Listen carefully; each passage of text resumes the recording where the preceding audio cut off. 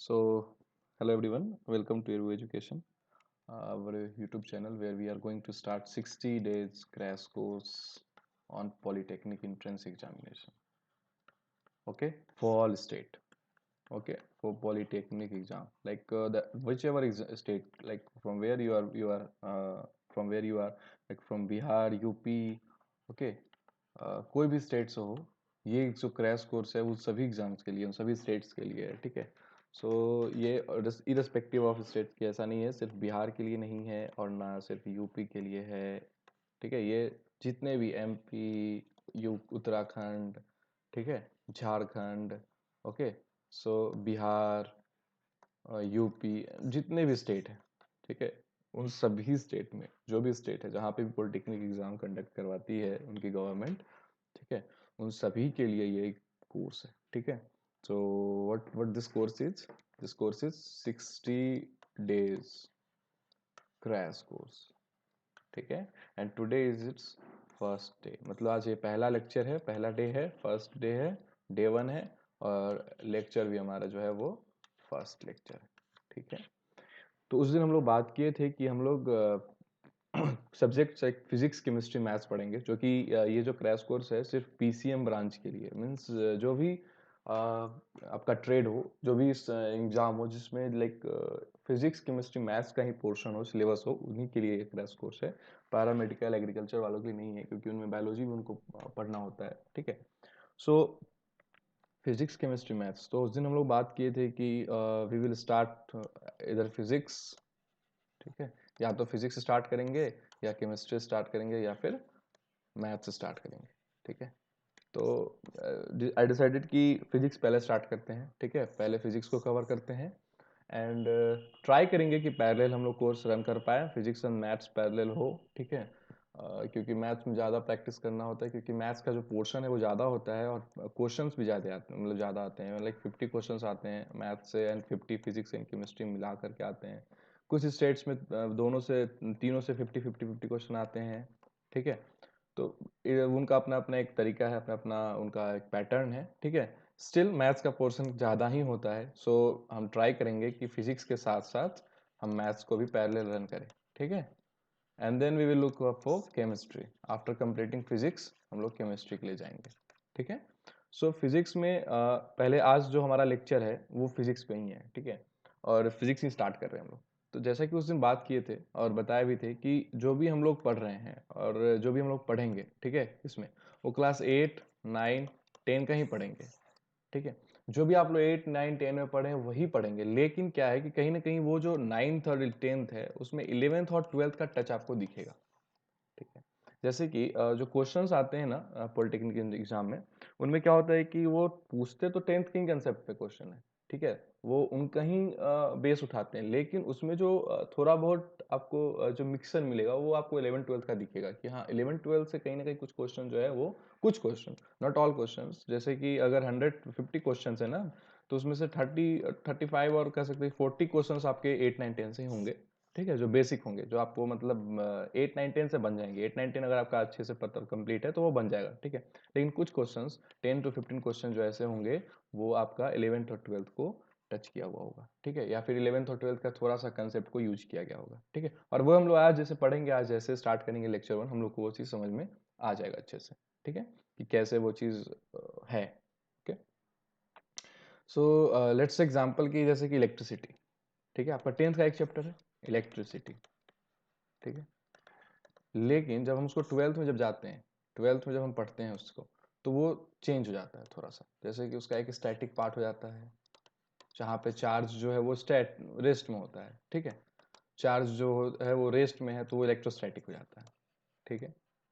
एक हो जाता है डायनेमिक पार्ट, जहाँ पे चार्ज मूव कर रहा है तो वो क्या होता है, करंट होता है, तो वो इलेक्ट्रिक करंट के नाम से, electric current and its effect and all, जो भी चैप्टर है, ठीक है।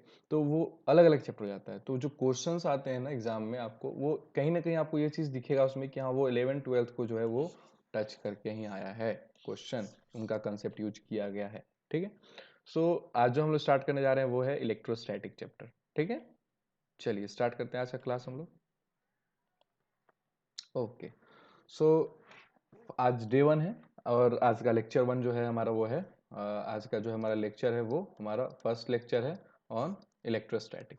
ठीक है, तो हम स्टार्ट किए हैं 10th कहीं पोर्शन पहले उठाएं, क्योंकि आप लोग रिसेंटली 10th पढ़े हैं तो शायद ज़्यादा अच्छे से समझ पाएंगे इसको। फिर हम लोग धीरे धीरे जब जैसे जैसे जाएंगे आगे हम लोग इसको कवर कर लेंगे। ठीक है, 9th को भी पढ़ेंगे और फिर उसके बाद हम लोग पूरा सॉल्व भी करेंगे लास्ट में। सॉरी। तो क्या हम लोग पढ़ने वाले हैं इसमें, आज देखिए सबसे पहले तो हम लोग रिवीजन ऑफ कंसेप्ट, मतलब जो आप पढ़े हैं, जो भी आप 10th में पढ़े हैं। ठीक है, अब आप लोग क्रैश कोर्स कर रहे हैं, ऑलरेडी 10th पास करके आए हैं, 10th एग्जाम दे करके आए हैं। ठीक है, रिजल्ट्स आ चुकी है बिहार बोर्ड की। तो आप लोग ऑलरेडी 10th एग्जाम दे करके आए हैं। ठीक है, तो जो कंसेप्ट है, ठीक है, जो आप लोग का 10th में था, पढ़े हैं आप लोग, उसको पहले रिवाइज करेंगे, उसका रिवीजन करेंगे। ठीक है, फिर उसके बाद इंपॉर्टेंट फार्मूलाज देखेंगे कि कौन कौन से फार्मूला जो है वो इंपॉर्टेंट है, जिनसे क्वेश्चंस डायरेक्टली आते हैं। ठीक है, जिन पे क्वेश्चन बेस्ड होते हैं, तो वो देखेंगे। देन हम लोग क्या करेंगे, कुछ प्रैक्टिस क्वेश्चंस करेंगे। ठीक है, कुछ अच्छे क्वेश्चंस को प्रैक्टिस करेंगे जो कि ऑलरेडी पॉलिटेक्निक में पूछ चुका है, उनके एग्जाम में आ चुका है या फिर सैम्पल पेपर में था। ठीक है, तो उनको हम लोग प्रैक्टिस करेंगे। फिर हम लोग क्या करेंगे, असाइनमेंट, सॉरी असाइनमेंट का स्पेलिंग यहाँ पे टाइप हो गया, assignment. Okay, so assignment, then we will go for assignment. हम लोग असाइनमेंट, हम आपको असाइनमेंट देंगे और वो असाइनमेंट को आपको सबमिट करना है। ठीक है, बना करके दैट असाइनमेंट में से आपको प्रैक्टिस क्वेश्चन देंगे। एक सिंपल समझिए कि एक सिंपल क्वेश्चंस देंगे, कुछ क्वेश्चंस देंगे बेस्ड ऑन जो हम पढ़ाएंगे उस पे, और आपको वो बनाना है। ठीक है, तो चलिए स्टार्ट करते हैं। कंसेप्ट स्टार्ट करते हैं, जो भी आप पढ़े ना 10th में उसको वापस से रिवाइज एक बार कर लेते हैं। ठीक है, तो इलेक्ट्रिक चार्ज क्या समझते हैं इस टर्म से आप लोग, व्हाट इज इलेक्ट्रिक चार्ज। ठीक है, कुछ भी जैसे मन में आ रहा होगा ना, पॉजिटिव नेगेटिव इलेक्ट्रॉन प्रोटॉन, क्योंकि सब पढ़ चुके हैं। ठीक है, ये सब चीज आप जानते हैं, तो आप लोगों को पता होगा कि इलेक्ट्रिक चार्ज क्या होता है। ठीक है, तो बेसिकली जो इलेक्ट्रिसिटी है वो क्या है, फ्लो ऑफ करेंट है, फ्लो ऑफ करेंट है। And what is current, current जो है वो फ्लो ऑफ चार्ज है। Here comes charge. ठीक है, यहां चार्ज आया। ओके, एक सेकंड कलर चेंज कर लेते हैं थोड़ा सा, ये कलर बहुत ज्यादा ब्राइट है। Okay, now it's good. So charge, यहां पे ये टर्म चार्ज आया। ठीक है, सो व्हाट इज चार्ज, बहुत ही बेसिक सा एक आप इसको समझ सकते हैं। Charge is something which comes when a body lose or gain electrons. कोई भी बॉडी है, ठीक है, वो जब इलेक्ट्रॉन्स लूज करेगा या गेन करेगा तो उस पे उसका एक क्या होता है कि कन्फिग्रेशन चेंज हो जाता है। ठीक है, और वहां चार्ज आता है। ठीक है, उस पर चार्ज आता है। ठीक है, तो बेसिकली चार्ज क्या है, चार्ज जो है वो गेन कह सकते हैं कि गेन या फिर like gain or loss of electrons है। ठीक है,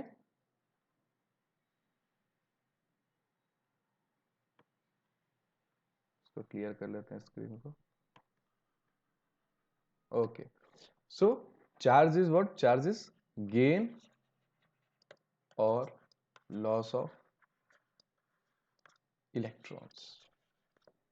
देखिए आप लोग पढ़ चुके हैं अभी तक और आप लोग को अच्छे से पता है कि हम लोग क्या करते हैं, चार्ज जो है इलेक्ट्रॉन के फॉर्म में फ्लो होता है। ठीक है, कभी भी करंट जो फ्लो होता है, करंट में क्या फ्लो होता है, इलेक्ट्रॉन्स फ्लो होता है। ठीक है, प्रोटॉन या फिर पॉजिटिव चार्ज जिसको बोलते हैं वो नहीं फ्लो होता है, क्या होता है, इलेक्ट्रॉन फ्लो होता है। क्योंकि आप लोग ऑलरेडी एटॉमिक स्ट्रक्चर पढ़ चुके हैं और एटॉमिक स्ट्रक्चर में जानते हैं अच्छे से कि कोई भी एटम है उसके न्यूक्लियस में क्या होता है, प्रोटॉन और न्यूट्रॉन होता है। तो प्रोटॉन जो होता है वो क्या होता है, न्यूक्लियस में होता है। ठीक है, और जो बाहरी सेल है, बाहरी जो ऑर्बिट है, बाहरी जो हमारा इसका स्ट्रक्चर है किसी भी एटम का, उसमें क्या होता है, इलेक्ट्रॉन्स होता है।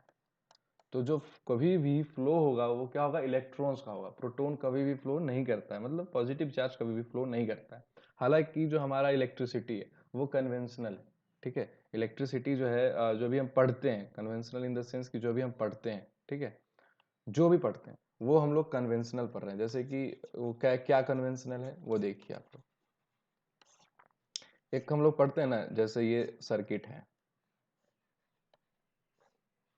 सिंपल सर्किट है। ठीक है, ये पावर सोर्स है और ये क्या है, लोड है। ये लोड है और ये सोर्स है। हम लोग पढ़ते हैं क्या करंट किधर से फ्लो करता है, इधर से फ्लो करता है। ऐसे हम लोग डायरेक्शन शो करते हैं ना सर्किट में।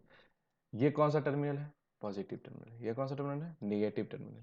ठीक है, लेकिन जहां तक हम लोग पढ़े हैं वहां तक हम लोग क्या जानते हैं कि इलेक्ट्रॉन फ्लो करता है, मीन्स निगेटिव चार्ज फ्लो करता है ना।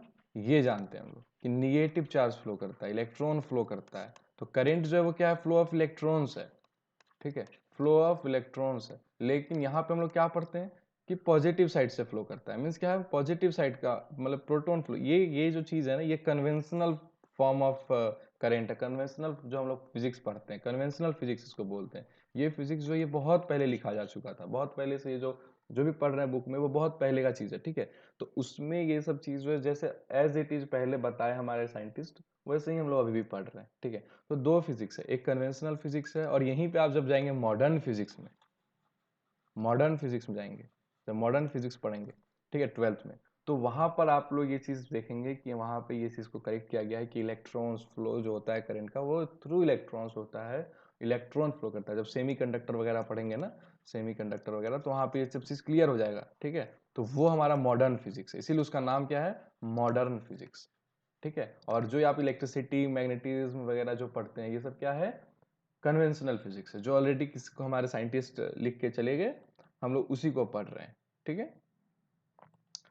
तो चार्ज क्या है, something which comes when body lose or gain electrons. So कभी भी जो इलेक्ट्रॉन्स है उसका lose or gain, like gain or loss जो भी होगा, उससे एक कन्फिग्रेशन चेंज हो जाता है, and that is charge. Like कोई बॉडी चार्ज एक्वायर कर लेता है या फिर चार्ज लूज करता है। ठीक है, तो charges are of two types, positive and negative. As we know, हम लोग जानते हैं अच्छे से कि इलेक्ट्रॉन एंड प्रोटॉन। ठीक है, electron and this is proton. ठीक है,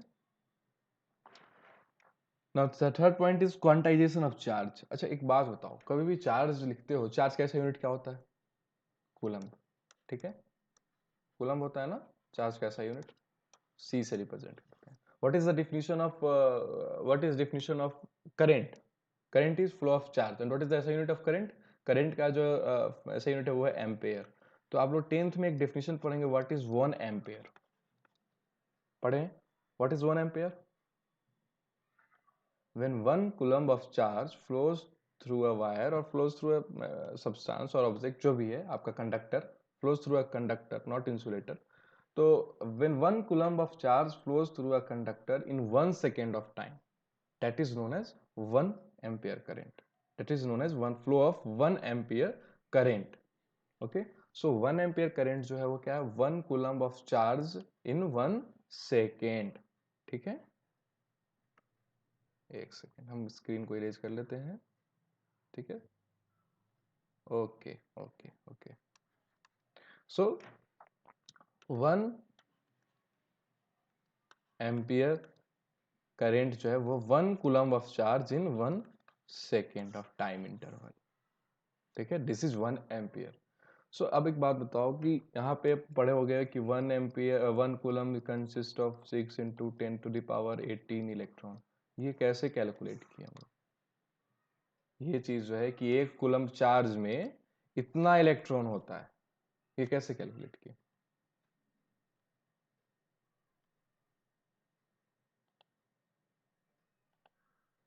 ये कुछ इस तरीके से कैलकुलेट किया। देखिए इसको, 1 इलेक्ट्रॉन, इसके ऊपर चार्ज कितना होता है, -1.6 × 10⁻⁻19 कूलम। ठीक है, तो 1 इलेक्ट्रॉन के पास अगर इतना चार्ज है, इतना कूलम चार्ज है, तो 1 कूलम में कितना चार्ज होगा, तो 1/1.6 × 10⁻⁻19 कूलम। ठीक है, इतना इसमें इलेक्ट्रॉन्स होगा, तो this is equal to somewhere 6.25 × 10⁻18। तो इसको हम लोग रफली क्या बोल देते हैं कि 6 × 10⁻18 इलेक्ट्रॉन होता है। ठीक है, and this is a number which is represented by some n, and this is electron. Okay, ये जो नंबर है, ये इसको हम n मान सकते हैं कि n है, एक कोई वेरिएबल, इसका वैल्यू यहाँ पर क्या है, पार्टिकुलरली 6 × 10⁻18 इलेक्ट्रॉन है। ठीक है, तो यही क्वांटाइजेशन ऑफ चार्ज है। मीन्स किसी भी चार्ज को, कोई भी charge like any charge 515 coulomb, 1.5 coulomb, 4 coulomb, कोई भी अमाउंट ऑफ चार्ज को अगर हम in the form of electron लिख सकते हैं, that is quantization of charge. मतलब उसको हम बेसिक यूनिट ऑफ चार्ज अभी क्या जानते हैं, basic unit of charge is electron. Charge का सबसे छोटा जो अभी आप जानते हैं वैल्यू, वो इलेक्ट्रॉन का जानते हैं, ठीक है। हालांकि वो नहीं है, quark is basic smallest yet find, लेकिन इससे भी हम लोग नीचे जा चुके हैं, फाइंड कर चुके हैं इससे भी स्मॉलेस्ट चार्ज। क्वार्क में सबसे कम, क्वार्क में जो होता है वो होता है 1/3 ऑफ इलेक्ट्रॉन। इलेक्ट्रॉन पे जितना चार्ज होता है ना, उसका 1/3 क्वार्क पे होता है चार्ज, ठीक है। बट समवेयर इससे भी ज्यादा हम लोग डीप, मतलब इससे भी ज्यादा हम लोग रिसर्च, हमारे रिसर्चर्स कर चुके हैं। स्टिल वी क्या हम लोग स्टडी करते हैं कि सबसे स्मॉलेस्ट यूनिट ऑफ चार्ज क्या है, इलेक्ट्रॉन। तो इलेक्ट्रॉन सबसे स्मॉलेस्ट मानते हैं। तो क्वांटाइजेशन मींस होता है किसी भी चार्ज को, किसी भी वैल्यू ऑफ चार्ज को, some charge like 5 coulomb, 10 coulomb, 15 coulomb, कोई भी अमाउंट ऑफ चार्ज, इसको अगर आप इलेक्ट्रॉन के फॉर्म में लिख सकते हैं, यानी कि n इंटू ई, ये E for electron and N for something integer, that this is called quantization of charge. मतलब कि कोई Q कूलम चार्ज है, इसको आप क्या लिख सकते हैं, plus minus N E, okay, and this is quantization of charge. So understand what is quantization of charge? Okay, quantization of charge is plus minus Ne, where E is the charge of electron। मतलब charge, अब plus minus ई क्यों लिखे, क्योंकि अगर positive charge होगा तो क्या हो जाएगा, इलेक्ट्रॉन का चार्ज ऑलरेडी निगेटिव होता है, तो उसका आगे माइनस लगा दीजिए, वो प्लस हो जाएगा। और अगर इलेक्ट्रॉन का चार्ज पॉजिटिव है तो वो पॉजिटिव होगा। मीन्स अगर पॉजिटिव चार्ज को लिख रहे हैं तो पॉजिटिव एन होगा, और निगेटिव चार्ज को लिख रहे हैं तो निगेटिव होगा, ठीक है। तो ये इस वजह से, और एन क्या है यहाँ पे, इंटीजर है, एन जो है वो इंटीजर है, ठीक है। ओके,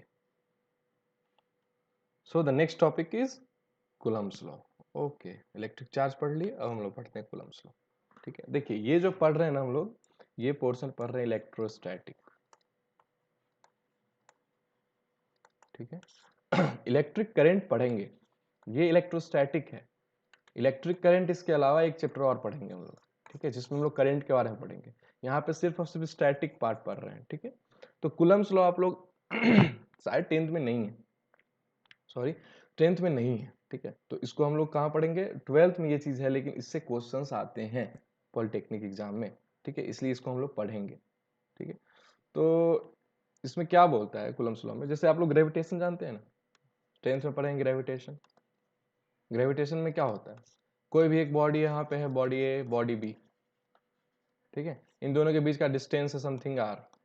इन दोनों के बीच में क्या होता है, एक ग्रेविटेशनल अट्रैक्शन होता है, एक फोर्स होता है, एक जो अट्रैक्टिव फोर्स होता है, जो यूनिवर्स में किसी भी दो ऑब्जेक्ट के बीच में होता है, ठीक है। उसको अट्रैक्शन फोर्स बोलते हैं, जिसको हम लोग ग्रेविटेशनल फोर्स भी बोलते हैं। जब हम लोग किसी एक पार्टिकुलरली एटमॉस्फेयर में होते हैं जहाँ पे ग्रेविटी काम कर रहा होता है, तो जब हम अर्थ के रेस्पेक्ट में लेते हैं तो उसको हम ग्रेविटेशनल फोर्स बोलते हैं, ठीक है। तो कोई भी दो ऑब्जेक्ट के बीच में क्या होता है, कि अट्रैक्टिव फोर्स होता है, और उसका हम लोग क्या लिखते हैं, कैसे इसको रिप्रेजेंट करते हैं, एफ इज इक्वल टू, जब हम ग्रेविटेशनल फोर्स को रिप्रेजेंट कर रहे होते हैं, ग्रेविटेशनल फोर्स को जो हम लोग, यानी कि अर्थ, और एक तो ऑब्जेक्ट हमारा अर्थ है, और एक क्या है हमारा, कोई भी पार्टिकुलर ऑब्जेक्ट है, ठीक है। तब इन दोनों को हम लोग फोर्स के फॉर्म में रिप्रेजेंट कर रहे होते हैं, तो क्या लिखते हैं, F is equal to G m1 m2 by R square, where g is the gravitational constant, m1 m2 is the mass of those two objects, and r is the distance between that two objects। Means simple इस तरीके से represent करते हैं। उसी तरीके से Coulomb's law भी represent होता है। कूलम्स लॉ क्या कहता है, कि जब कोई जो भी दो चार्ज होगा, ठीक है, कोई भी दो चार्ज, एक सेकेंड हम जरा फिर से इसको लिख देते हैं अच्छे से, okay okay okay. So suppose यहाँ कोई एक चार्ज है Q1, कोई चार्ज यहाँ है Q2। इन दोनों के बीच का जो डिस्टेंस है, सॉरी लाइन थोड़ा सा ये हो गया, स्ट्रेट लाइन नहीं है, लेकिन हाँ आप लोग सही से बनाइएगा, ठीक है। इन दोनों के बीच का जो डिस्टेंस है, वो अगर सपोज r है, ठीक है। तो कूलम्स लॉ कहता है कि ये दोनों चार्ज जो कि Q1 और Q2 है, ये एक दूसरे के लाइक एक दूसरे में या तो अट्रैक्ट होगा या रिपेल करेगा। वो क्या किस पे डिपेंड करता है, उसके लाइक किस पे डिपेंड करता है, द वैल्यू ऑफ चार्ज, और द कह सकते हैं हम लोग उसको किसके, प्रॉपर्टी ऑफ चार्ज, कि ये पॉजिटिव चार्ज है, ये निगेटिव चार्ज है, तो अट्रैक्शन होगा, है ना। ये तो बहुत बेसिक सा चीज है। अगर ये पॉजिटिव है और ये भी पॉजिटिव है तो क्या होगा, रिपल्सन होगा, ये रिपेल करेगा एक दूसरे को, ठीक है। तो वो तो आपका प्रॉपर्टी ऑफ चार्ज जो है उस पर डिपेंड करता है कि हाँ कौन सा उसका क्या क्या होगा, उसमें अट्रैक्शन होगा या रिपल्सन होगा, ठीक है। लेकिन कूलम्ब्स लॉ ये कहता है कि कोई भी दो चार्ज है Q1 Q2, ठीक है, कोई उसका कुछ भी वैल्यू है, अगर वो किसी भी एक सराउंडिंग में एग्जिस्ट कर रहा है तो उन दोनों के बीच में क्या होगा, एक अट्रैक्टिव फोर्स या फिर रिपल्सिव फोर्स एक्ट होगा, ठीक है। उसको उसका फॉर्म उसको किस तरीके से होगा, that will be directly proportional to Q1 Q2, मतलब जो चार्ज है उनके डायरेक्टली प्रोपोर्शनल होगा, and that will be inversely proportional to R square, ठीक है, वार स्क्वायर के इनवर्सली प्रोपोर्शनल होगा। तो इसको हम लोग किस तरीके से लिख सकते हैं, F is directly proportional to Q1 Q2 by R square, ठीक है। अब इस प्रोपोर्शनलिटी कांस्टेंट को हटाने के लिए हम लोग यहाँ पे प्रोपोर्शनल साइन को हटाने के लिए एक कांस्टेंट ऐड करेंगे, that will be F is equal to K Q1 Q2 R square, okay, this is the Coulomb's law, okay. So what Coulomb's law states, कोई भी दो चार्ज है, दो कोई ऑब्जेक्ट जो चार्ज पोज कर रहा है, लाइक उनके ऊपर चार्ज है, तो वो दोनों के बीच में एक फोर्स काम करेगा, या तो वो अट्रैक्टिव फोर्स होगा या वो रिपल्सिव फोर्स होगा, and that force will be represented as K into Q1 Q2 by R square, और यहाँ पे के जो है दैट इज डाइलेक्ट्रिक कांस्टेंट, उसको डाइलेक्ट्रिक कांस्टेंट बोलते हैं। नाउ द टर्म नया आया डाइलेक्ट्रिक, ठीक है, यही आप लोगों को बोल रहे थे कि आप लोग पढ़ेंगे ना जब 10th को, तो उसमें 12th का टच आपको मिलेगा, क्योंकि क्वेश्चंस आते हैं, ठीक है, आप उठा करके देख लो अपने एग्जाम्स के क्वेश्चन, एग्जाम जो है वो पूछते हैं ऐसे क्वेश्चन जिसमें जिसमें वो 12th का लाइक उनके 12th का वो एक कंसेप्ट यूज कर लेते हैं, ठीक है। तो वो उतना कोई स्टफ नहीं होता है कि आप लोग को नहीं बना सकते हैं, इसलिए वो पूछ लेते हैं इसको, ठीक है। सो K is dielectric constant, and what is dielectric? Dielectric क्या है, एक इंसुलेटिंग मटेरियल होता है, ठीक है। डाइलेक्ट्रिक मटेरियल किसको कहते हैं, डाइलेक्ट्रिक किसको कहते हैं, कोई भी एक इंसुलेटिंग मटेरियल जो, ठीक है, इंसुलेटिंग मटेरियल जो किसी भी दो कंडक्टिव मटेरियल के बीच में अगर हम उसको प्लेस कर दे तो वो क्या करता है, उनके बीच में एक सेपरेशन ले आता है, फ्लो ऑफ चार्ज रुक जाता है, ठीक है, and that is dielectric, okay. So what is dielectric, dielectric is some dielectric material, or dielectric is material or insulating material which obstruct or which which जो resistance the flow of charge, उसको dielectric बोलते हैं, ठीक है। So again going in the topic, देखो यहाँ पे है वो चीज, okay. So F is equal to K Q1 Q2 by R square, okay, and k is equal to 1 by 4 pi epsilon naught, where 4 pi you know क्या होता है, epsilon naught is the permittivity of free space, means free space जो है, ठीक है, जो जैसे देखो अब हमारा जो एयर है वो भी क्या है, एक डाइलेक्ट्रिक है, क्योंकि यहाँ पे एयर जो है वो चार्ज फ्लो होने में, लाइक अगर डिस्टेंस पे हो और बहुत छोटा चार्ज हो या एक बहुत बड़ा चार्ज ना हो, तो वो क्या करता है, वो चार्ज को फ्लो होने नहीं देता, वो एक इंसुलेटिंग में है, बहुत अच्छा गुड इंसुलेटर है एयर, ठीक है। तो this is E naught is equal to E naught is permittivity of free space, and what is K, K is the dielectric constant, जैसा कि हम बताया आपको, ठीक है। तो now you know what is Coulomb's law. Coulomb's law is what is the formula of Coulomb's law, F is equal to K Q1 Q2 by R square, where K is dielectric constant and Q1 Q2 is the two charge which is situated, which is present with a separation of distance R, okay. सो अब questions इस पे numerical आएंगे, ठीक है, okay, एक second,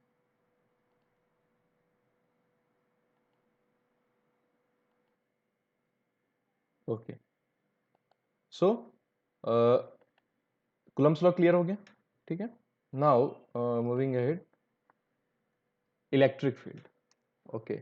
सो देखो Coulomb's law में जो फोर्स है, ठीक है, वो कैसे लगता है, ठीक है, वो कैसे काम करता है, जैसे कि ग्रेविटेशनल में पढ़े थे ना, जब ग्रेविटेशनल पढ़ रहे थे तो वहां पे पढ़ रहे थे ग्रेविटी और फील्ड, ग्रेविटेशनल फील्ड ये पढ़े थे, फील्ड भी पढ़े थे वहां पे, ठीक है।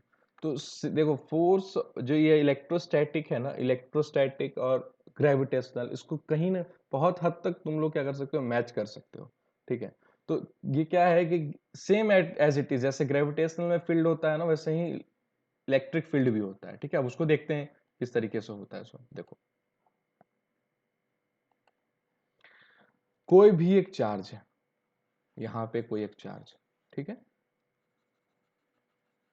इसका इसका जो चार्ज है वो प्लस क्यू कूलम है, मान लेते हैं। ठीक है, प्लस क्यू कूलम है। ठीक है, तो इसके आसपास, ठीक है, लाइक मतलब एक सराउंडिंग में, इसके आसपास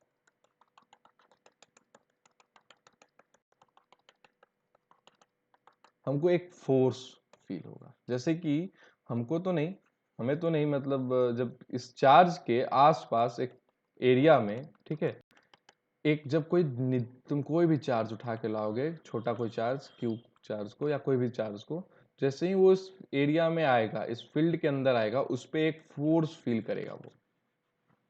ठीक है, अट्रैक्टिव या रिपल्सिव, अगेन ये है कि आप पे वो कौन सा चार्ज है, रिपल्सन या अट्रैक्शन। ठीक है, वो प्रॉपर्टी ऑफ चार्ज पे कि इस पे पॉजिटिव है, अगर ये पॉजिटिव चार्ज को लाएंगे तो वो रिपेल करेगा, तो रिपल्सिव फोर्स फील होगा, या फिर ये निगेटिव है तो क्या होगा, अट्रैक्शन फील होगा।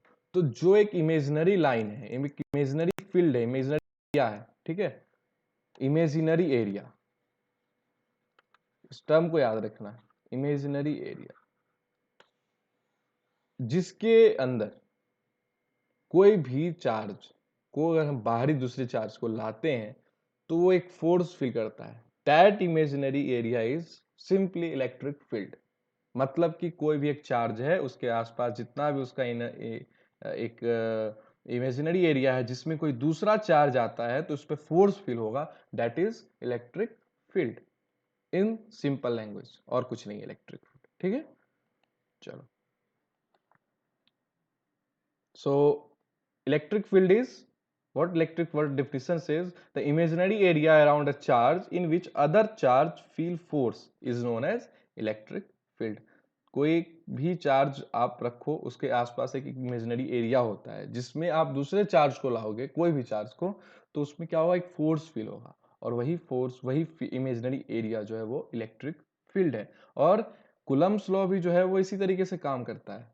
ठीक है, मतलब क्या होता है वहां पे, देखो,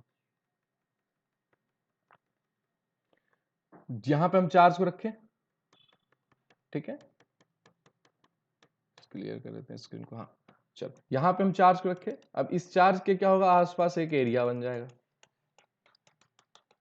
ठीक है, ये एक एरिया बन जाएगा, जिस एरिया में कोई भी चार्ज आएगा, दूसरा चार्ज आएगा, तो उस पर क्या होगा, उसको फोर्स फील होगा। ठीक है, किसकी वजह से, ड्यू टू दिस चार्ज। ठीक है, मतलब इस चार्ज की वजह से क्या होगा कि उस पर फोर्स फील होगा, उस दूसरे चार्ज को। ठीक है, जो हमारा ये Q2 है, और यही जो फोर्स है इसको कैलकुलेट करते हैं कूलम्स लॉ से। तो रिलेट कर पाए आप लोग कि कोई एक चार्ज है, उसके चारों तरफ क्या होगा, एक इलेक्ट्रिक फील्ड जनरेट हो जाएगा। ठीक है, और उस इलेक्ट्रिक फील्ड में जब कोई चार्ज, दूसरा चार्ज हम बाहर से लाएंगे तो क्या होगा, उस पर एक फोर्स फील होगा, और वो फोर्स जो है हम लोग किसके हेल्प से निकालते हैं, कूलम्स लॉ के हिसाब से निकालते हैं, कूलम्स लॉ के फॉर्मूला से निकालते हैं। ठीक है, क्लियर कर लेते हैं screen. Okay, so this is electric field. अब देखो यहाँ पे दो टाइप का चार्ज पढ़े आप, एक तो पॉजिटिव, एक निगेटिव। तो इलेक्ट्रिक फील्ड जो है ना, उसका भी कुछ प्रॉपर्टी होता है। ठीक है, एक क्या है, सबसे पहला तो ये है हमारा कि पॉजिटिव चार्ज जो है, पॉजिटिव चार्ज से हमेशा इलेक्ट्रिक फील्ड ओरिजिनेट होता है। देखो, इससे निकल रहा है इलेक्ट्रिक फील्ड, है ना, इससे इलेक्ट्रिक फील्ड लाइंस जो है वो निकलता है, ओरिजिनेट होता है यहाँ से। ठीक है, सिंपल लैंग्वेज समझना है। ठीक है, क्योंकि 12th का पार्ट है जो हम लोग 12th में पढ़ेंगे, लेकिन आप लोगों को पढ़ना है क्योंकि आप लोग इस एग्जाम में अपियर होंगे ना, वहाँ ये क्वेश्चंस आएंगे। ठीक है, और निगेटिव चार्ज होता है, उस पर इलेक्ट्रिक फील्ड क्या करता है, टर्मिनेट होता है, वहां पे जाकर के ये खत्म होता है। तो क्या होता है, देखो, एक अगर इसको तुम समझोगे ना तो एक क्लोज लूप बन जाता है। ठीक है, जैसे देखो, ये ऐसा ऐसा बन जाता है। प्लस से निकल के माइनस पे टर्मिनेट, प्लस से निकल के माइनस पे टर्मिनेट, प्लस से निकल के माइनस पे टर्मिनेट, है ना, ये देखो हो रहा है ना। तो ये क्लोज लूप बनता है, ठीक है। तो ये प्रॉपर्टीज ऑफ कुछ चार्ज है, सॉरी फील्ड है जो आपको पढ़ना है। पहला, ओरिजिनेट फ्रॉम पॉजिटिव चार्ज पढ़ लिए, टर्मिनेट एट नेगेटिव चार्ज पढ़ लिए, do not cross each other. देखो एक चीज है, ये जो फील्ड लाइंस है ना, जो एक इमेजिनरी लाइंस होता है, ऐसा कुछ आपको दिखेगा तो नहीं रियल में, बट एक इमेजिनरी लाइन हम कंसीडर कर लेते हैं, और इसको हम लोग बहुत सारे एक्सपेरिमेंट्स हम लोग देखते भी हैं कि इलेक्ट्रिक फील्ड लाइंस बनता है किसी भी चार्ज के आसपास। तो वो 10th में बहुत सारा एक्सपेरिमेंट भी है, ठीक है, 12th में, तो वो कर सकते हैं।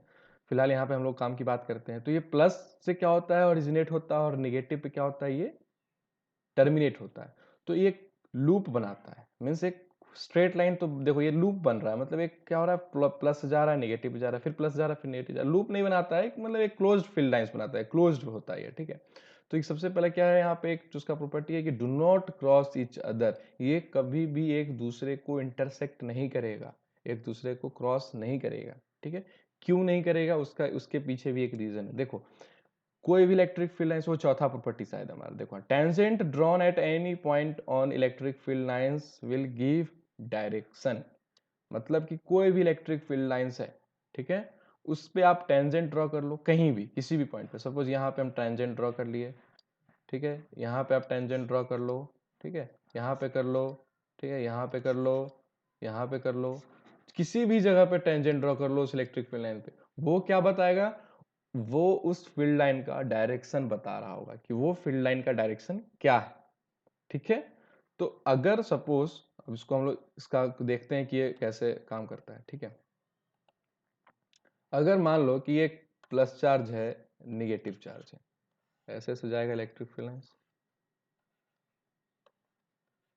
ठीक है। मान लेते हैं कोई एक फील्ड है जो इसको इंटरसेक्ट कर दिया, ठीक है। अब देखो यहां पर हम क्या बताए कि एक कोई भी पॉइंट है, वहां पे जो टेंजेंट होगा वो क्या होगा, उसका डायरेक्शंस बता रहा होगा कि उस पॉइंट पे इलेक्ट्रिक फील्ड लाइन का डायरेक्शन क्या है। तो अगर मान लो कि कोई इंटरसेक्ट कर दिया यहाँ पे, है ना, अब यहाँ पे जब तुम टेंजेंट ड्रॉ करोगे तो दो टेंजेंट बन जाएगा। एक जो ये तुम्हारा फील्ड लाइन है ये वाला, ठीक है, इसको एक काम करते हैं, और अच्छे से बनाते हैं, कलर यूज करते हैं ताकि अच्छे से समझ में आए, ठीक है। प्लस माइनस,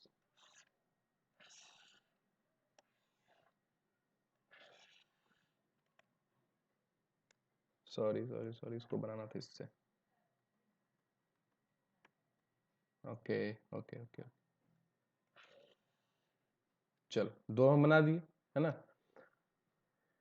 देखो जब इस पॉइंट पे जो व्हाइट लाइन है, ये इलेक्ट्रिक फील्ड का ये पॉइंट है, ये क्या है, इस पे अगर ऐसे टेंजेंट ड्रॉ कर दो, ये इसका डायरेक्शन है। यहाँ पे ड्रॉ कर दो, ये इसका डायरेक्शन है। यहाँ पे ड्रॉ कर दो, ये इसका डायरेक्शन है। यहाँ पे ड्रॉ कर दो, ये इसका डायरेक्शन है। तो ये डायरेक्शन जो है तुमको ऐसे ऐसे तुम बनाते जाओगे तो इसको तुमको एक डायरेक्शन ऐसा मिल जाएगा, ठीक है, कि इस तरीके से जा रहा है। अब ये वो येलो लाइन पे आते हैं, ठीक है। येलो लाइन जो है उसमें तुम यहाँ बना दो, ऐसे आ रहा है, यहाँ बना दो, यहाँ ऐसे आ रहा है, यहाँ बना दो, यहाँ ऐसे आ रहा है, यहाँ बना दो, ये ऐसे जा रहा है, ठीक है, यहाँ बना दो, ये ऐसे जा रहा है। अगर इस पॉइंट पे इंटरसेक्ट करता है तो क्या होगा, एक ही पॉइंट पे दो डायरेक्शन, एक तो तुम्हारा इधर की तरफ येलो लाइन वाला और एक ऑरेंज लाइन वाला, ऐसे मतलब एक ही पॉइंट पे एक ऐसे जा रहा है और एक ऐसे जा रहा है ना, एक ही पॉइंट पे। तो एक ही पॉइंट पे दो डायरेक्शन कभी भी किसी भी ऑब्जेक्ट का पॉसिबल है कि उसका एक ही डायरेक्ट पॉइंट पे दो डायरेक्शन हो जब वो मूव कर रहा हो। तो कोई भी आदमी, तुम भी मूव करते हो तो क्या किधर मूव करते हो, या तो north west, south, north east, मतलब किसी एक डायरेक्शन में, पार्टिकुलरली एक डायरेक्शन में मूव करते हो, ठीक है। एक ही टाइम पे दो डायरेक्शन कोई मूव कर सकते हो, नहीं मूव कर सकते हो। सिमिलरली चार्ज जो है वो क्या, फील्ड लाइन जो है वो कभी भी कैसे एक ही पॉइंट पे दो जगह पे कैसे मूव कर सकता है, दो डायरेक्शन में कैसे मूव कर सकता है, नहीं कर सकता है। दैट्स वाई ये जो हमारा पॉइंट है कि do not cross each other, ठीक है, ये इसी वजह से है। ये कभी भी कोई फील्ड लाइंस जो है वो एक दूसरे को क्रॉस नहीं करेगा, क्योंकि जैसे ही वो इंटरसेक्ट करेगा तो उस पॉइंट पर दो डायरेक्शन आ जाएगा और वो पॉसिबल नहीं है, ठीक है।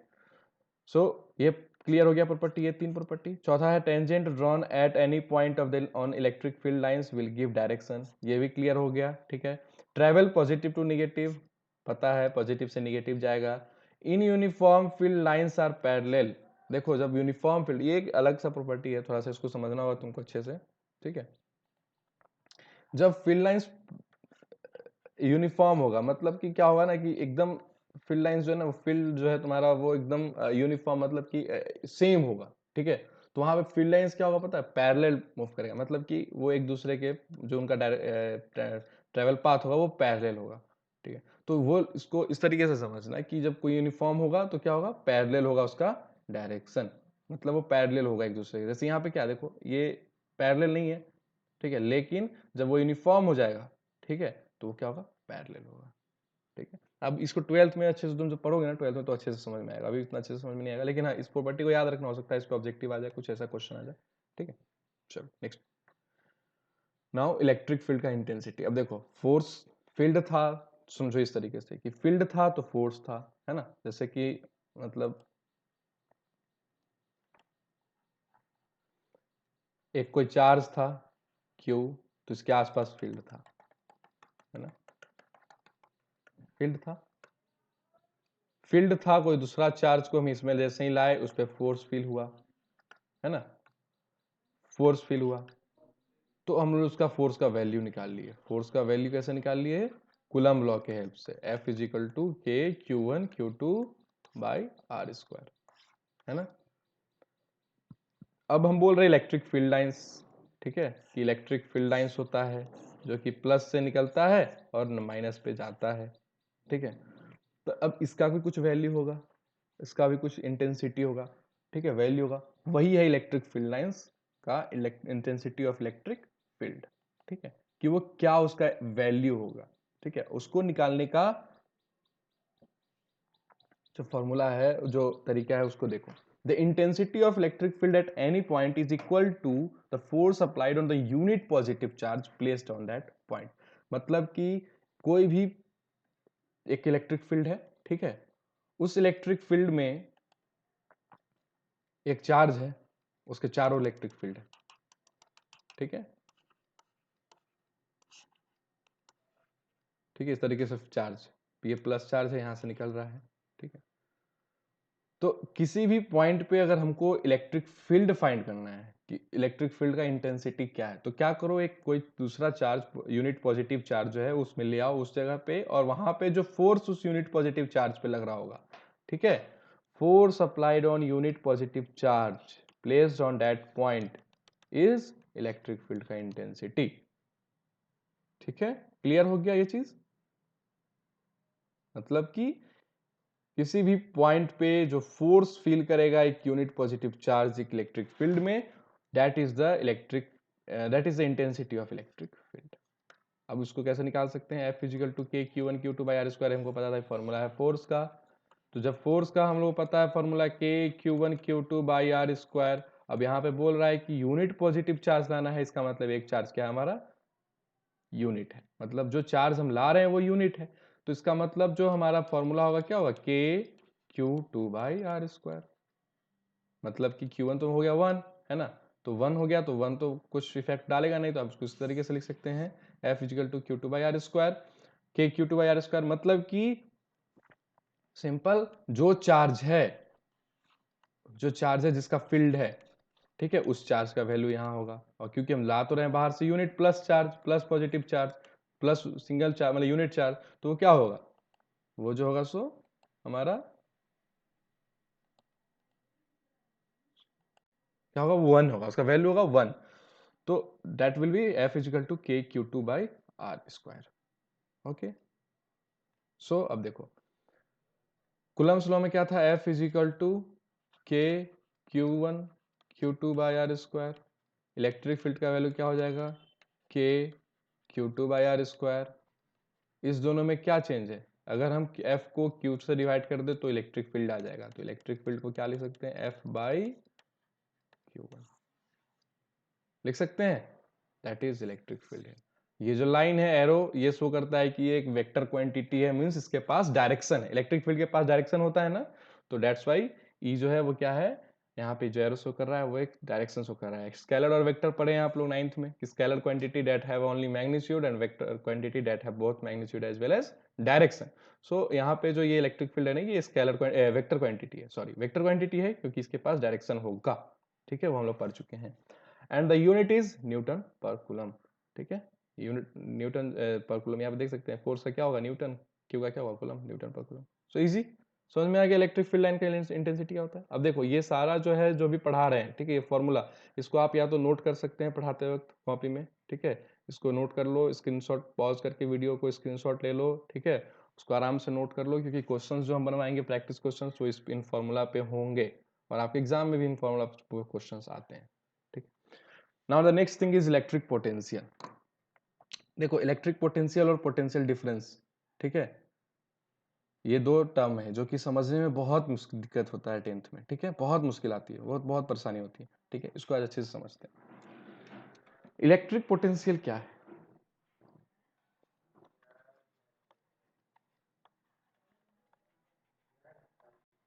इसको इजी लैंग्वेज में समझो, ठीक है। पोटेंशियल क्या होता है, पोटेंशियल इज होता है एक समथिंग कि हाँ, एक, जैसे आप क्या कहते हैं, सपोज कहते हैं कि हाँ कोई एक पर्सन है, उसका ये पोटेंशियल है, वो ये काम कर सकता है, उसका पोटेंशियल है कि वो ये काम कर सकता है। यहाँ पे वर्ड यूज करते हैं potential. What that potential means, वो पोटेंशियल का मतलब होता है क्षमता, ठीक है, हिंदी में बोले तो क्षमता, मतलब वो ये काम कर सकता है, उस काम को करने लायक है, क्षमता है उसमें, दैट इज द पोटेंशियल, ठीक है। अब देखो यही चीज जब इलेक्ट्रिसिटी में आएगा, ठीक है, इसको एकदम इजी लैंग्वेज समझा रहे हैं, ऐसा नहीं है कि ये डेफिनेशन है, ठीक है, बट इजी लैंग्वेज समझा रहे हैं कि ये इस तरीके से समझ सकते हैं कि जब हम किसी रियल टाइम में काम कर रहे होते हैं, उसके लिए कहते हैं कि ये पोटेंशियल है किसी इंसान का, पोटेंशियल ऑफ ह्यूमन। उसी तरीके से जब इलेक्ट्रिक पोटेंशियल पढ़ेंगे तो क्या होगा कि कोई चार्ज है, उसको मूव करना है, ठीक है, उस करंट को फ्लो करने के लिए, जैसे कि कोई भी करंट हो, करंट को फ्लो करने के लिए क्या है, इलेक्ट्रॉन का फ्लो होना जरूरी है। अगर इलेक्ट्रॉन का फ्लो नहीं होगा तो करंट फ्लो नहीं होगा, ठीक है, तो इलेक्ट्रॉन के फ्लो होने के लिए एक पोटेंशियल होना चाहिए, मतलब सिंपल इस तरीके से समझो कि एक पोटेंशियल, एक क्षमता जिससे कि करंट फ्लो कर सकता है, चार्ज फ्लो कर सकता है, दैट इज इलेक्ट्रिक पोटेंशियल, ठीक है। और इसको किस तरीके से हम लोग पढ़ते हैं डेफिनेशन में कि एक एक पोटेंशियल और एक फोर्स, ठीक है, जो कि हम किसी भी चार्ज को इनफाइनाइट पोजीशन से इन्फिनिटी से किसी इलेक्ट्रिक फील्ड में लाते हैं, तो उस पर जो फोर्स लगता है, ठीक है, दैट इज इलेक्ट्रिक पोटेंशियल। मतलब ये कि किसी भी चार्ज को मूव कराने में जो फोर्स चाहिए, फोर्स लगता है, ठीक है, दैट इज इलेक्ट्रिक पोटेंशियल। बस यही है तुम्हारा इलेक्ट्रिक पोटेंशियल। तो समझ में आया एकदम इजी लैंग्वेज में कि किसी भी चार्ज को ये एक इलेक्ट्रिक फील्ड है, हमारा फील्ड रीजन है जिसमें हमारा क्यू चार्ज बैठा हुआ है, इसका ये इलेक्ट्रिक फील्ड है, ओके। कोई भी दूसरा चार्ज है जिसको हम इनफाइनाइट से ला रहे हैं, ठीक है, क्यू चार्ज, Q1 चार्ज को, इसको लाने में, इस फील्ड लाइंस में लाने में जो हमारा पोटेंशियल, सॉरी, वर्क डन होगा, ठीक है, वर्क डन और फोर्स जो होगा, कुछ भी बोलो इसको, लैंग्वेज वही है, ठीक है, जो भी होगा फोर्स जो लगेगा इसको लाने में, उसको क्या बोलते हैं, इलेक्ट्रिक पोटेंशियल। मतलब work done, basically work done जो होगा उसको क्या बोलेंगे, पोटेंशियल बोलेंगे, ठीक है, इलेक्ट्रिक पोटेंशियल बोलेंगे, ओके। ये इजी लैंग्वेज समझ सकते हैं, ठीक है। अब बुक में तो बहुत सारा लैंग्वेज लिखा हुआ है, बहुत सारा डिफरेंस लगा हुआ है, पढ़ सकते हैं उसको।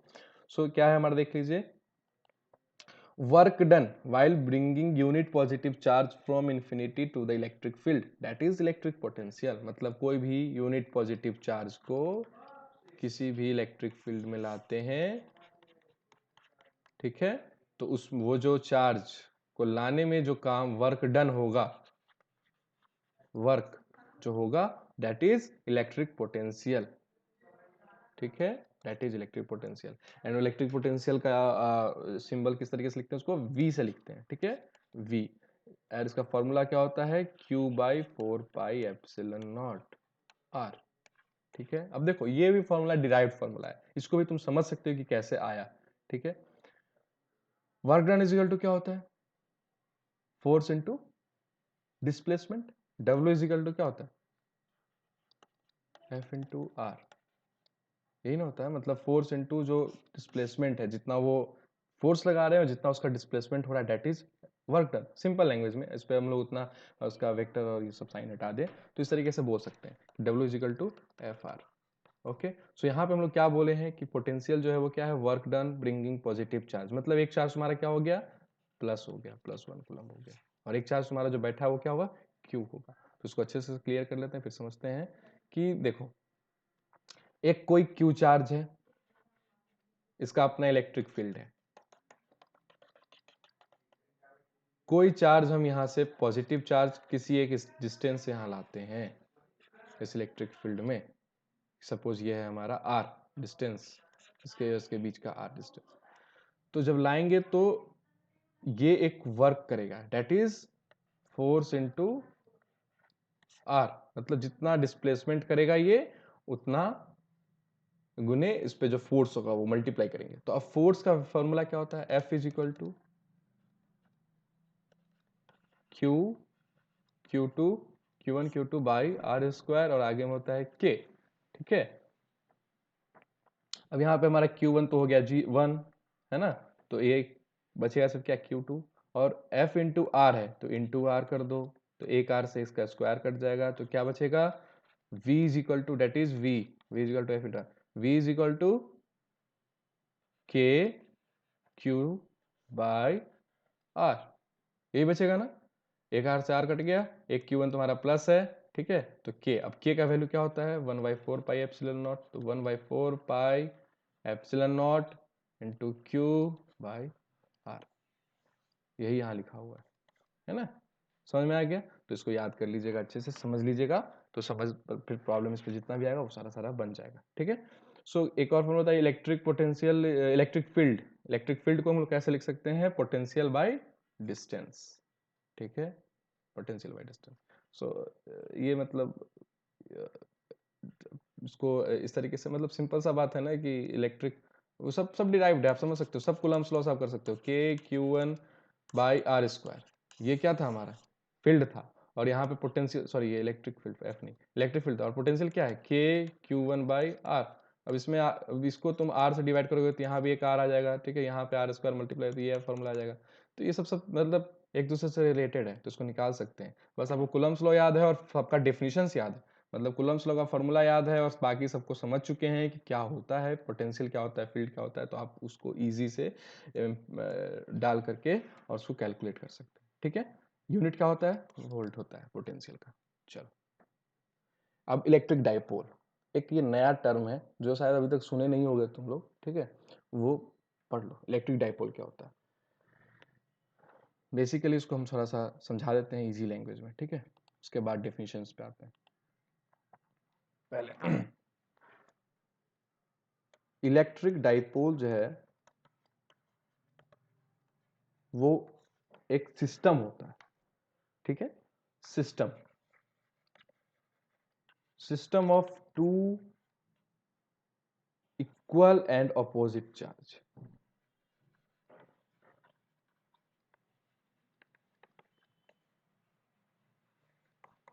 System of two equal and opposite charge मतलब देखो, दो इक्वल, पहला टर्म तो इक्वल है, एंड ऑपोजिट मतलब एक प्लस तो दूसरा माइनस, या पहला प्लस तो दूसरा पहला माइनस दूसरा प्लस, मतलब इक्वल होना चाहिए, तो वैल्यू इक्वल होना चाहिए, दूसरा क्या होना चाहिए, ऑपोजिट होना चाहिए। तो ये जो सिस्टम बनाएगा, ठीक है, उसको क्या बोलेंगे, इलेक्ट्रिक डाइपोल बोलेंगे। ठीक है, बस यही है इलेक्ट्रिक डाइपोल, और कुछ नहीं है। एक सिस्टम जिसमें दो चार्ज है, दोनों का वैल्यू सेम है, बट क्या है, उसका चार्ज जो है वो निगेटिव और पॉजिटिव, मतलब अपोजिट है, एक दूसरे का नेचर जो है उसका वो अपोजिट है। ठीक है, एक प्लस पॉजिटिव है तो एक नेगेटिव है। सो व्हाट इज, देखो यहाँ पे बोला भी है, what is electric dipole is a system consisting of two equal and opposite charges separated by a small distance. मतलब कि कोई दो चार्ज है जो एक दूसरे से सम डिस्टेंस पे है, ये चार्ज का वैल्यू सेम होना चाहिए लेकिन नेचर अपोजिट होना चाहिए। मतलब दोनों का अगर 5 कूलम है तो ये भी 5 कूलम होना चाहिए, लेकिन ये प्लस और ये माइनस होना चाहिए, और ये जो है हमारा डिस्टेंस है आर। ठीक है, तो ये जो सिस्टम बनेगा ये बनेगा एक इलेक्ट्रिक डाइपोल। ठीक है, इसको बोलेंगे इलेक्ट्रिक डाइपोल। अब इसके प्रोडक्ट को, the product of magnitude of charge and distance between them is known as electric dipole moment. ठीक है, जैसे कि आप लोग मोमेंटम पढ़ते थे ना, ठीक है, वही यहाँ पे भी वैसा ही कुछ टर्म है। ठीक है, तो उसी तरीके से समझिएगा कि कोई भी दो चार्ज है, अपोजिट है, इक्वल है, एक सेपरेटेड है बाय डिस्टेंस आर, तो वो क्या है, इलेक्ट्रिक डाइपोल है। तो उसका एक वैल्यू होगा, एक मैग्नीट्यूड होगा इलेक्ट्रिक डाइपोल मोमेंट का, जो कि क्या होगा, product of magnitude of charges and distance between them. ठीक है, तो चार्ज का क्या हो जाएगा, डाइपोल मोमेंट का formula P is equal to Q into two L, and this is the difference L, ये जो है इसका बीच का सेपरेशन एल है, ठीक है। 2L is the distance between them, ठीक है। The unit is coulomb per metre, sorry coulomb metre, not coulomb per metre, it is coulomb metre. Okay, so this is the dipole, electric dipole. Formula आप लोग उसको screenshot लेके formula आप लोग इसको लिख लीजिएगा, क्योंकि इस पे क्वेश्चंस आ सकते हैं, ठीक है। चलिए, अब हम लोग सब पढ़ लिए, ठीक है। हम लोग क्या क्या पढ़े फिर से एक बार हम जरा शॉर्ट रिवीजन करवा देते हैं। देखो यार यहाँ पे छूट गई, क्लियर।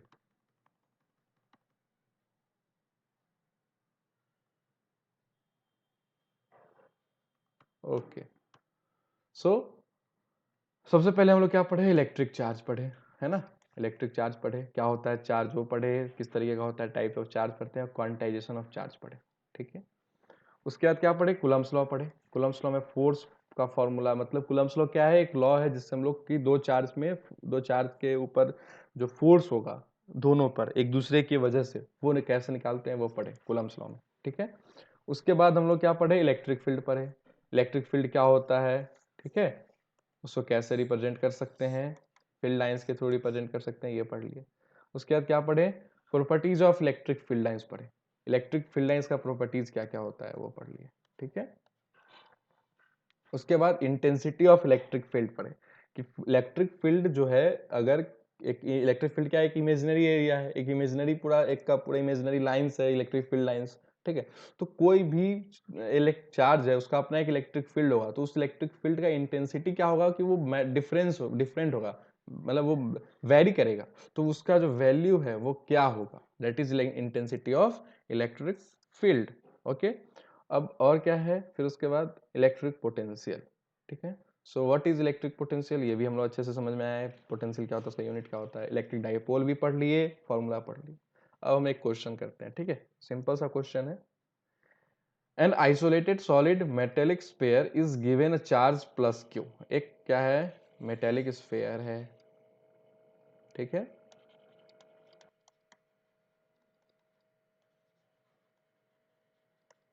इसमें क्या है, charge plus Q. The charge will be distributed on the sphere. Sphere जो है उस पर चार्ज किस तरीके से डिस्ट्रीब्यूटेड होगा, चार ऑप्शन है हमारे पास। Uniformly but only on the surface, मतलब कि यूनिफॉर्मली मतलब कि सब जगह इक्वल चार्ज होगा, लेकिन क्या होगा, सिर्फ और सिर्फ सरफेस पे होगा, मतलब कि ऊपरी सरफेस पे होगा, अंदर नहीं होगा। पहला तो ये बोल रहा है ऑप्शन। सेकंड क्या बोल रहा है, only on the surface but non uniformly, मतलब कि सरफेस पे होगा लेकिन यूनिफॉर्मली नहीं होगा, मतलब बाहर ही होगा, अंदर नहीं होगा, लेकिन क्या होगा, नॉन यूनिफॉर्मली, कहीं ज्यादा होगा कहीं कम होगा। यूनिफॉर्मली इनसाइड द वॉल्यूम, मतलब स्फीयर के अंदर होगा, और यूनिफॉर्मली मतलब इक्वल। नॉन यूनिफॉर्मली, ये डी ऑप्शन है, ठीक है।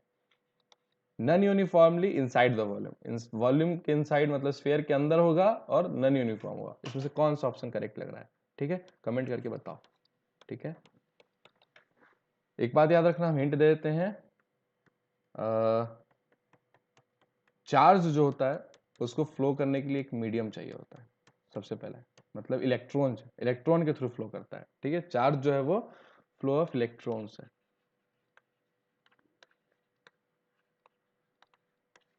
चलो, अब इतना ही हिंट है, इसमें तुम उसका आंसर बताओ, ठीक है।